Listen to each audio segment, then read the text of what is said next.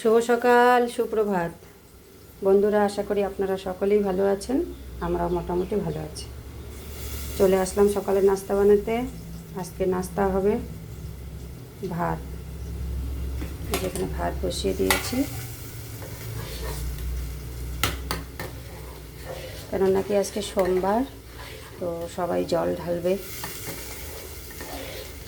পুজো টুজো করতে অনেকটা দেরি হয়ে যাবে, তো ওরা একবারে ভাতই খেয়ে নেবে, তাই ভাত বসিয়ে দিয়েছি।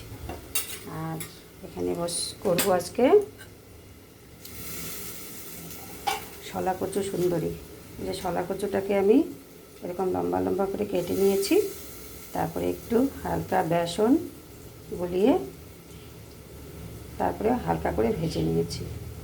আসলে কি খালি কচুটা ভাজলে পুড়ে যেত, তাই একটু উপরে বেসন লাগিয়ে তারপরে ভেজে নিয়েছি।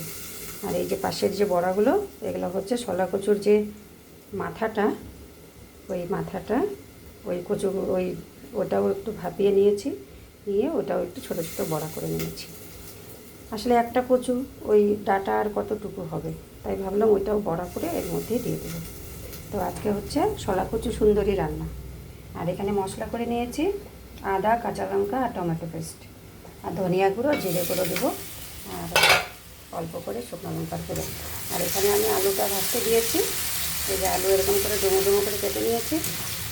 এক চামচ, ছোটো চামচ দিয়ে 1 চামচ জিরে ফোড়ন দিয়েছি, আর একটা তেজপাতা। এবার একটু লাল লাল করে ভাজা হয়ে গেলে মশলাটা দিয়ে দেবো। মশলাটা ভাজা ভাজা হয়ে গেলে গরম জল দিয়ে দেবো, তারপরে বড়াগুলো ছেড়ে দেবো। বড়াগুলো মানে কচুগুলো। তারপর ঝোলটা ফুটে উঠলে পরিমাণ মতো চিনি দেবো, আর ঘি গরম মশলা দিয়ে নামিয়ে নেব।